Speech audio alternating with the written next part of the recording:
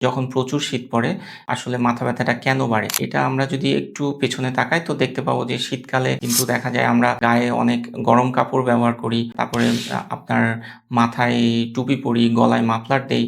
কিন্তু একটা জিনিস দিতে অনেক সময় ভুলে যাই সেটা হচ্ছে মাস্ক। মাস্ক পরা থেকে যখন বিরত থাকি তখন দেখা যায় এই শীতকালে ঠান্ডা বাতাসটা নাক দিয়ে ঢুকলে অনেক সময় সাইনোসাইটিস এর প্রদাহ হতে পারে। আবার যাদের মাইগ্রেনের সমস্যা আছে এই ঠান্ডা বাতাসটা কিন্তু একটা ট্রিগার ফ্যাক্টর হিসেবে কাজ করে এবং মাইগ্রেনের অ্যাটাক উঠে এবং যাদের টেনশন মাথা ব্যথার সমস্যা আছে তাদের কিন্তু এই ঠান্ডা বাতাসটাই ঘাড়ে এবং পিছনে যদি মাথার পেছনে ঠান্ডা বাতাসটা লাগে তাহলে কিন্তু এই পেশিগুলো সংকুচিত হয়েও আপনার টেনশন মাথা ব্যথা নিয়ে আসতে পারে। তাহলে আপনার এই মাথা ব্যথাগুলো প্রতিরোধের জন্য আপনাকে যেটা করতে হবে সেটা হচ্ছে শুধু ঔষধের উপর নির্ভর না করে আপনি শীতে যদি বাইরে যান তাহলে একটু গরম কাপড় ব্যবহার করেন, গলায় মাফলার ব্যবহার করেন, মাথায় টুপি ব্যবহার করতে পারেন আর একটা ফেস মাস্ক ব্যবহার করবেন। যেটা আপনাকে অনেকাংশে কিন্তু আপনার এই মাথা ব্যথার কষ্টকে লাঘব করে দিবে।